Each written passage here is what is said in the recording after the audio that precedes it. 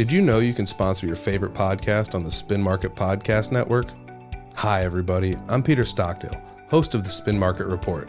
In quarter one of 2026, our podcasts had over 300,000 views across all platforms, totaling 1,500 hours of watch time. So whether you're promoting a product, a service, or a special event, we can help you reach the audience that matters. Get more information on how to sponsor your favorite podcast on the Spin Market Podcast Network at spinmarket.com. That's Spin Market with 2Ks.com. Spin Market, your business, your message, our platform. It's the Spin Market Report. Here's your host, Peter Stockdale. We are back for another episode of the Spin Market Report. This week, we're going to sit down with Angela Ayala. You are the instructor of the Blanden Art Education Center. What's your official title? So I'm the art educator / assistant director of the Blanden Art Museum. Oh, nice, nice. I love double titles. Right. Yeah. Well, it's 2 locations, too. Yes. Yeah, absolutely. So you're at the Art Education Center. That's the one with the big mural on the side. Yes, easy to find. Once you see that big, beautiful mural, you'll know that you're at the Art Center home. What an improvement for that little area. It's gorgeous. It looks really nice. Yeah, it's really cool. Been in there a couple times. It's really cool. Could you, maybe in your own word, describe to us what you do over there at the Blanden Art Education Center? So that's kind of my home base. I work a lot out of the art education studio because I will come up with classes, summer classes, adult education classes, kids classes. I also do a lot of community outreach through the art education center as well. So I have companies like LifeWorks will come in a couple times a month. I also will do collaboration with Unity Point Hospice, so we will have that kind of community coming together in that space as well. So it wears a lot of different hats in the community. Nice. What got you interested in art education?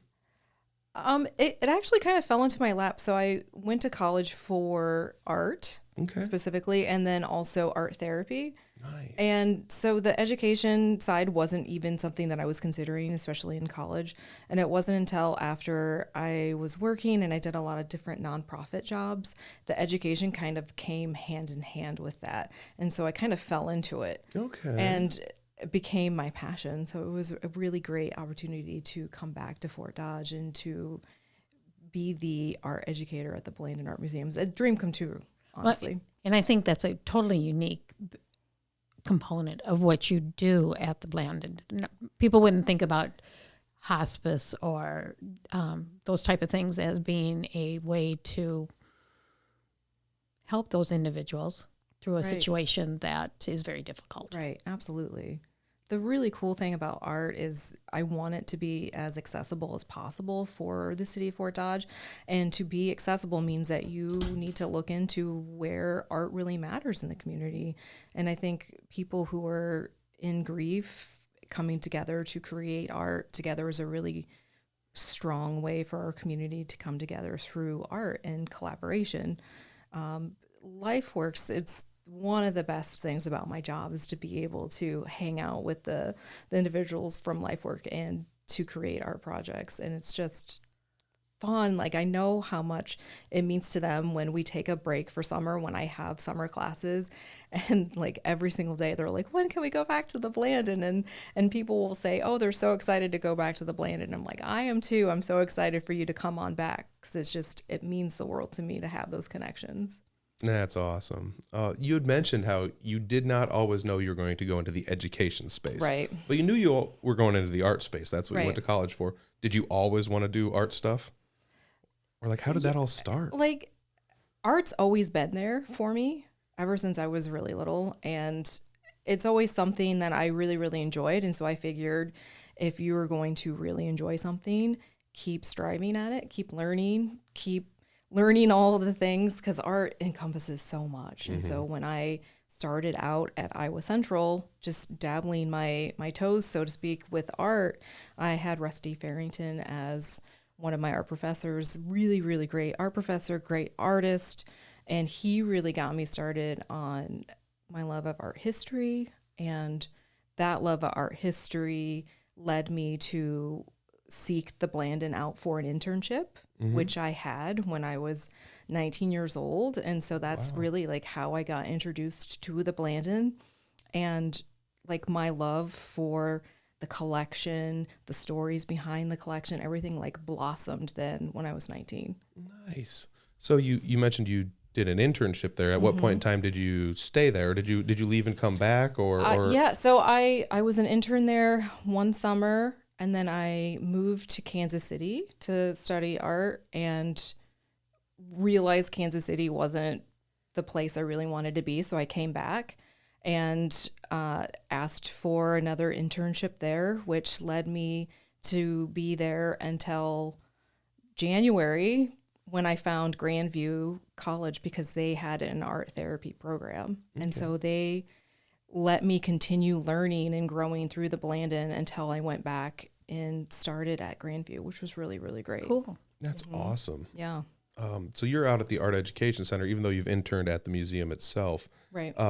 Was the Art Education Center always there, or was that something that you helped So spearhead? when I actually when I applied for the job for Art Educator, the Art Educator was still housed in the basement of the Blanden.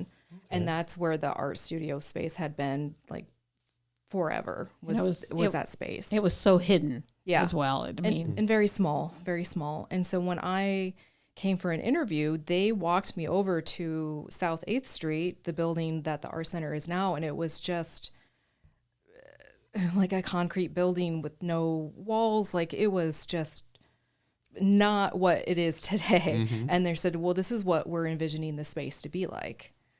And at first I was really sad because I was so used to the idea of the education being in the basement of the Blanden. Like, that's just so ingrained in our minds. And so I was sad to be away from the museum because I love the museum so much. But having that space is so amazing, and how it has grown and blossomed and to house so many different types of art experiences has been really, really awesome. So it's about 3 years old now. Oh, okay. So long-winded answer for you. Still relatively new though. Yeah. That's wild. I guess. I mean, when I first found out about it, I kind of assumed it had been there for years. Right. You know, it was one of those things. It was it was well over a year ago. The building's been there forever. It's just taken on different titles. Yeah. I feel like it's been well established in these last 3 years, you know, because like I said, when I was in there about a year or so ago, I was like, wow, this place looks really nice. You know, you guys did a lot of work in there in the last 3 years. Mm-hmm. So what kind of classes or programs do you guys offer there? Are they open to the public? Do you absolutely. So we'll have adult classes, and adult classes I will have be 14 and up, because I noticed a lot of teenagers want to participate in art classes with their families. Oh. And so it was just a really cool thing to say, all right, let's go 14 and up. And so we have a lot of families that will create together. We have those adult classes. We have kids classes for kids, you know, scissor ready kids. And then of course we have the community outreach that happens. There's always an adult class or a Saturday kids class happening on the weekends. A lot of things happening at the Art Center. So do you curate these classes like specifically for, you know, like let's say like the kids or the teens or the adults or like whoever's coming in? You're not just like we're doing tie-dye and everyone does the same experience. We just split it up by age groups, or how do you? So it's all different. Like my kids camp, the last couple of years, I really was like gearing towards kids and what the kids really, really wanted. So I did a Mario camp. Oh, cool. That was a blast. Yeah, I would have done that. Yeah, it was really fun. I did a Taylor Swift camp for all the Swifties out there during the Eras tour. You know, I was trying to like really find ways that we can connect with art through pop culture that I knew the kids would really, really, really like. Brilliant. Adult classes, I look around to see what other cities and communities are doing and what the interest is. And so I have a lot of the traditional adult classes, like your painting and your printmaking and pastels, but you know, I'll look to see what the Des Moines Art Center is doing for adult classes, or like what is happening in Chicago, and even like looking into crafts that people are really into right now, because it's all a part of that creation, and it doesn't have to be like a traditional type of art that you're doing. Like we can open up to whatever the interest is. Well, that's art. Yeah, Is absolutely. letting it inspiration and creativity come, and not necessarily pigeonholing it to what your concept of art is. I know I actually helped on a couple of the times for the leadership, Fort Dodge, on the art session that was done. And I was always amazed when we went in and you gave them their little canvas and you gave them their paint and you gave them also, okay, this is what we're going to do today. And some of them just dived in and other ones just sat there and looked at the canvas for a while. I mean, it was really exciting. But once they got into it, and then during the day, we'd hear the conversations of everybody talking about what they did and what they painted, and they were asking, questions of, well, why did you do that? And so it was really, because we did it first thing in the morning, and that conversation continued for the entire day while they were getting to know each other. I love that. It was really cool. Some of my favorite times is in October when I get to have or be a part of that art day for leadership. And I've seen 3 of them now, and then been a part of the 4th one, which was really great to be able to be amongst everyone in my group and lead a portion of it, which was really fabulous. Graduated in the 20th year of leadership Fort Dodge as well. I love that. Good. Yeah, you had mentioned you'll go, you'll see what's going on in Des Moines, what's going on in Chicago. And, I'm not trying to say anything. Fort Dodge is a small city, very, very, very big town. One of the things I had on here was, what makes this unique about, having an art education center in Fort Dodge? Some of these bigger cities, they have art centers. It kind of makes sense. There's a lot of stuff going on there, but why is this unique for Fort Dodge? I think because the Blanden, the institution, is a part of the local city government. So I feel like, and maybe I'm wrong with this, but I feel like I'm the art educator for the city. Ooh, and so that. My idea is to bring art to the people, and what do the communities really want, and where does art flourish within our communities? And so it's a really awesome responsibility to have that. And I feel really thankful that with how I connect with art, that it's very community driven and very art project tactile driven, so that people feel like it's really fun to explore and to keep growing with art. Well, it's important to note also that you don't have to drive down in Des Moines to do this stuff. You don't have to drive to Chicago or Kansas City or Minneapolis to do this stuff. It's in your backyard. It's right here in Fort Dodge. Absolutely. Well, we just had the ribbon cutting for the expo art. Yes, the Sculpture Park. On there.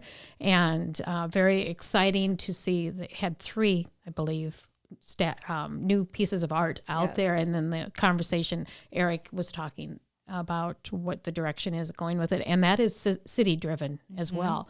And I don't think a lot of people realize that and the concept behind it and why they took that. It was a pool at one time, and now it will be used again by the community, but with different art coming in and out. Yes. And I love that. I love sculpture parks. They're just fabulous to be able to go in and be immersed within nature with this foreign object. So you're kind of forced to look at it and make your own. And make your own assumptions. Yeah, and observations. Yeah, some of those are really fun when you walk around them. You're like, well, look, it looks completely different from this side than it does from that side, absolutely. And even if I don't know exactly what they're going for, I get to interpret it my own way. And I think that's one of the fun things about sculptures. What makes art education so important? I had down here specifically for younger students. However, I guess the follow-up to this would be how does creativity help people outside of just making art, just making a painting or something? How does it help? To be creative is to be able to problem solve differently, because you're thinking of all the different ways that I can fix or come up with different ideas for problems, products, whatever it is. Innovation, it's experimentation. It forces you to look at things in different perspectives that maybe you wouldn't have otherwise looked at.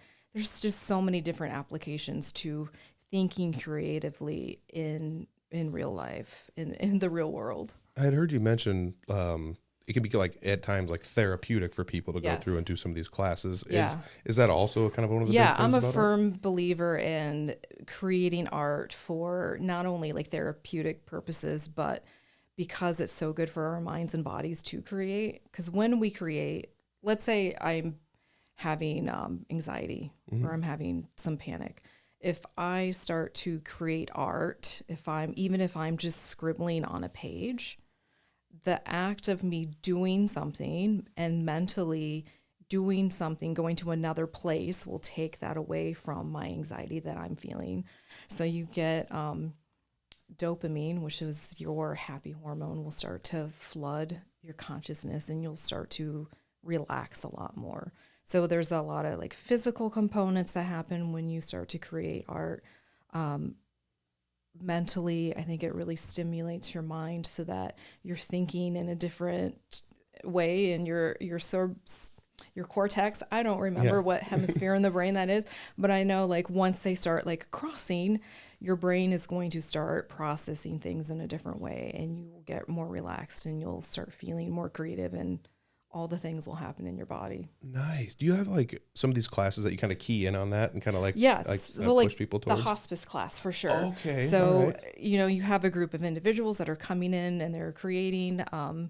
One memorable piece that we created is we took Japanese rice paper and we took really simple items like tissue paper, napkins, that were super colorful. And so we rip them and we apply Mod Podge to it, and we layer colors, and colors ended up being like feelings and landscapes of feelings. So you get this abstract, really colorful collage that the sun can come through. And it's mostly about like the layering of color and the process, and like how we feel when we take these colors and how we feel when we look at it.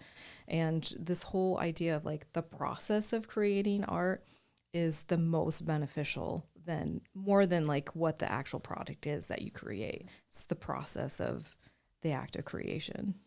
This makes me think, I've asked you this question outside of this office before, or maybe I can say it like this. I'm not artistic. I don't feel like I'm artistic. Do you feel that that's true? Can anyone be artistic? Yeah, absolutely. And I think a lot of kids, and well, it starts out when you're a kid, people think that when they create art that it has to be perfect.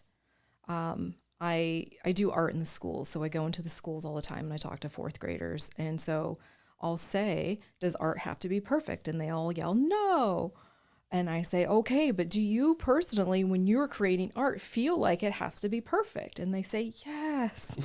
And I say, but that's what we need to change. Because when we have that box of perfection, we're putting ourselves in a box. We're limiting all that like outside exploration. We're essentially scientists when we create art. So without like learning and growing and trying new things, we start to not want to do it as much because we put that pressure on ourselves. Yeah. So if we eliminate that pressure and start to create just for the act of creating, I think that gets things rewired a little bit more. So if you're an adult and you haven't done anything like painted or drawn in 15 years, just diving back into it helps get those connections going again. And I think just even problem solving, like normal everyday things start to become easier because your problem solving skills go way up. And when you mention painting, you're not talking like painting the shed or the garage or anything, right? No. I mean, whatever works. Okay. If it gets your mind more relaxed. I love that answer. So another question I had here is, what's your favorite part about teaching art, or what's your favorite impact that you can see from teaching art and doing these classes? I think it's people letting go of unrealistic expectations of what their art is and start realizing what they can do once they release that burden on themselves. Oh. So I think that's really fun. Like people, like I said, they put themselves in a box and they're like, well, I really struggle with this.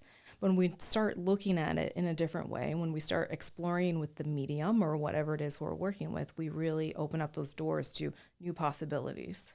And that's really cool too, because like as you mentioned before, this isn't just for young people. This isn't just like a school project. This isn't just something you're pairing with Iowa Central. You're going all ages, all groups of people, all through the community to do this. Do you see your impact through all of those? Like you mentioned, when you deal with the hospice people, it's like, wow, I see some of them, kind of lighting up when they're doing some of this stuff. Same thing with the children. Right. Are you kind of starting to see, 3+ years in now that you're like, oh, this is having an impact, and we're definitely doing this again next year and next year? Yeah, I get feedback from the community and community members that say, like, how much this class has impacted them, like how they felt. I had a little girl yesterday that came in really, really shy. It's hard sometimes for social situations to, especially when you're a shy person, to come in and like create. But she came in because she said, "Oh, I remember you from last year, and I know that you're really nice." Oh, I love that. It's like it's a nice, safe space. So I think once people get in and they experience the art and they know that this is really no pressure. This is just about feeling good. We're trying to spread your wings and create and keep growing as an artist. It really gets the guard down so that people can flourish more. Mm-hmm. As summer has kicked off here, because we're like in the very Yes. beginnings of summer, as we're recording this, do you have summer classes? Yes. So I have summer art camps that are coming up. I will have adult classes on the weekends as well. The summer art camps, I'm doing an art camp that's kind of loosely with Iowa State Extension. Cool. Because, we're doing a fair readiness art camp. So Nice. kids will put their art projects in the fair. 4-H has pretty strict guidelines of what you're doing. And so we're doing a camp strictly on how to create within those guidelines. And then also having the opportunity to go in front of a faux judge, and to be able to present their art. So that's like an important aspect of fair too, is to be able to talk about your art. So we're doing this camp. We're having campers come in and create for 3 days. It's a 3-day camp right after the art festival, which is on June 13th, and it'll start that following Tuesday. Nice. I got to make a note of that. June 13th. Yes. Boom. Big underline. Okay. So, what kind of classes do you think are the most popular year over year in the summertime? I think kids really like tactile type of classes where they can like just get in and just start creating. One of those camps in the last couple of years, we created faux desserts. So we made like cardboard cakes. Oh, yeah. We made ice cream sundaes, all these really fun things.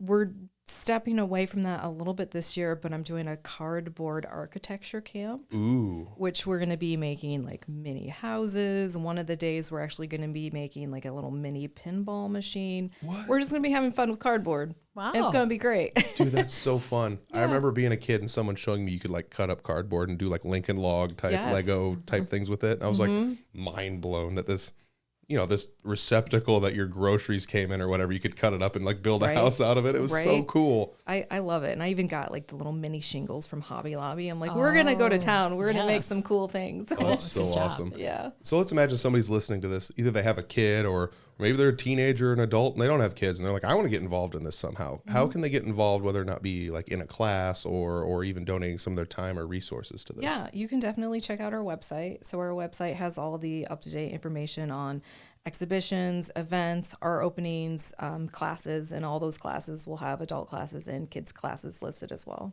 Nice. And then you can always contact me through the website if you want a tour. Like, we're here to give you tours of the museum as well. If you want to have your company come for a visit and you want a private tour like that, art project, let us know. So many different ways that we can connect in the community and just come and have fun with classes too. I think, I was going to say, I'm so glad you mentioned that because I'd kind of like slid through it at the beginning, like businesses involved in this. Like this could be a great team building exercise for businesses to go make some art together. Yeah, absolutely. Cool. and I don't think our community understands some of the great art that is in that museum. Yes. That It's a literal gem. it is, like the Andy Warhol. Yep. My favorite artist, Andy Warhol. Yes, on there, and because I know when we again with leadership have taken people through there, they're just going, oh, you got an Andy Warhol Yeah. here, and It's Yep. We pretty, have the pretty wild. currently on view in our gallery, we have a Wassily Kandinsky, who was the grandfather, so to speak, of abstract art. So we have one of his pieces up, Robert Rauschenberg, so many wonderful artists that are up on view. Chihuly. There's something for everybody at the Blanden. That's super cool. So let's squeak back over to the Art Education Center. Is there something there that you've done, like let's say a project or something that, like a class? Was there one that like you were just kind of taken back by how popular it became, or like the feedback you got online when people started posting pictures or something? I think the class that I enjoyed the most, because I think people got the most emotionally out of it, was I had a whole series for adults, and I think it was like 4 classes, which is pretty rare for the Blanden. Usually it's like a 1 class and then we're done. And this was a series of classes, and it was mixed media. So It was all about like us exploring mixed media and how we can incorporate it into our artwork. And so we did printmaking, we did painting, we experimented with different things that we could add to our paint to have crazy texture. We just had fun experimenting the whole time. And I know for some of those folks, it was a time for them to like get away, to just create, and it became something that they really look forward to doing, because it was just a moment in time that they knew that they could go and just be more relaxed and have fun. And it's essentially like adult playtime. Nice. I'm in. Sign me up. Say. Sign me up. I want to do that. Well, and I just love hearing the changes that you've made in that. I know my sister-in-law teaches classes there. Nice. Diane. Yes. O'Hearn. Yes. Yeah. She teaches classes there, or has anyway. Yeah, absolutely. And the more on the traditional one and done is what they were usually doing. And it's exciting to hear that you take it and expand upon it and really get them to, because sometimes just one time isn't quite enough to loosen you up and to really get the most out of it. But putting it into a series or getting them to come more often gets them to appreciate it even more. Yeah, absolutely. Okay, so let's imagine somebody's listening and they're like, I've never even been to the Art Education Center. What's like the one thing you want to make sure they take away from this podcast? The Art Education Center is affiliated with the Blanden Art Museum. And I want to make sure that everybody knows that it's there, because we still got people going to the museum thinking that classes are there. Oh, it's going to be in the basement still or something. Yes. Okay. So like the idea that the Education Center is in the Blanden is still very much ingrained in the public knowledge. So I encourage people to really take time, find that big, beautiful mural, take pictures in front of the mural, and tag us with your art that you're creating. Just know that it's there. It's a space for everybody. And we want everyone to feel like they are here to create and that we welcome that. All right. I got a couple questions to end this on. One of them's kind of fun. What's one art supply that you just can't live without down there at the Art Education Center? A dagger paintbrush. Dagger paint. It's an angled, it looks like a little dagger. It's a paintbrush, and it's chef's kiss. It's amazing. That's the one. That's the one. Oh man, I can say as a not super artistic person that like I built model cars as a kid growing up, and then like later in life I was like, I want to do some painting on this thing, and then I was like, I wonder if those paintbrushes from those model cars are still there. Like they don't last that long if you don't clean them off and do nice. Yeah, little nylon brushes. So I can see where having some nice paintbrushes around might be good. Yeah. This brings me into the next thing. If people have the availability or they can they donate time, energy, money, supplies to this? Absolutely. All right. Where's the best place to get a hold of you to know how to do that? I would just contact me. You can do that through the website. Nice.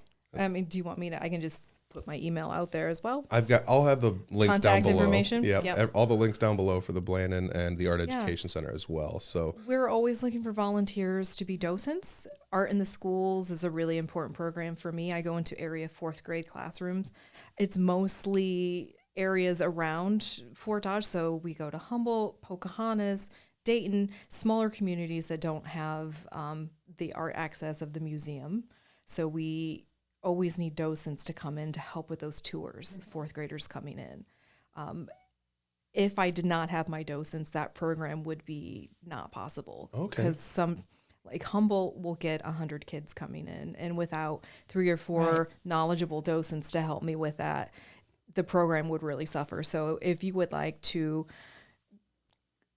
talk to me about being a docent and helping out, that would be awesome. Awesome. So we're going to put all the links down below for the Blanden Art Education Center. It's just find that, click the contacts, and just let her know you want to help. However you want to help, just let her know. I usually ask everyone at the end of these podcasts, how has like art impacted you, and or how has marketing impacted you? You possibly didn't know it until afterwards. I kind of want to like twist this one a little bit. Is marketing art? Yeah, absolutely. All right. Is there things about marketing that you see that you're like, I like what they're doing with this artistically versus just like, oh yeah, they're trying to sell me something, you know? No, there's been many brands that have had really cool artistic campaigns. Mm-hmm. This is one I didn't prep her on this question. I shifted it on the go. So yeah, I mean, just right off the bat, Coca-Cola. Yeah. I mean, classic marketing. Yes.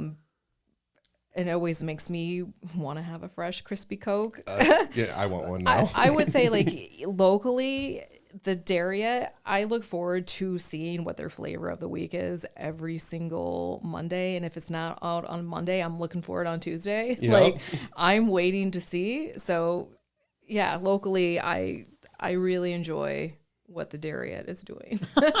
They even have TikToks. So, like, cool. Yeah, it's awesome. Great.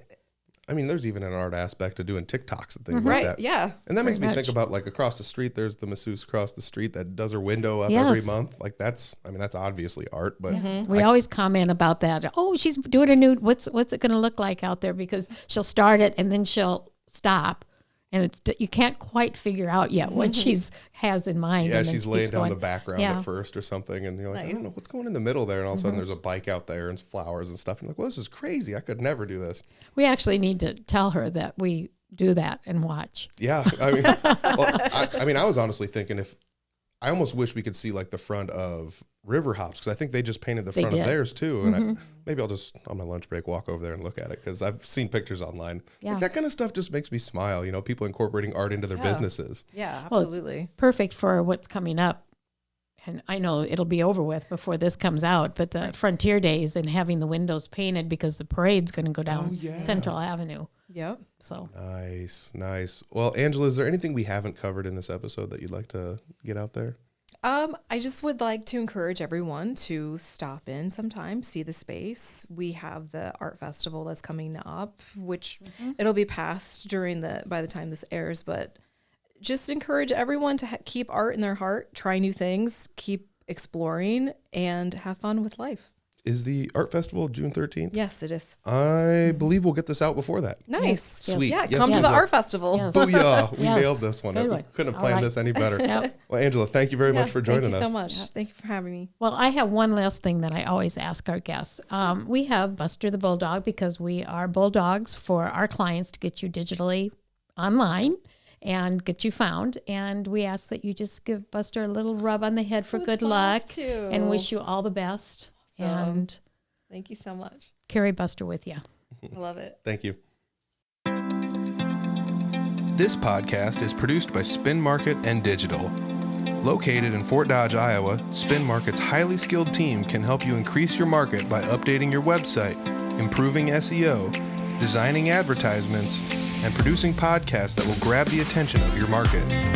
Contact Spin Market today for all your digital marketing needs at digitalagent@spinmarket.com or call us at 515-302-8026. And to learn more, visit our website at www.spinmarket.com. That's digitalagent@spinmarket.com or 515-302-8026. Or visit our website at www.spinmarket.com.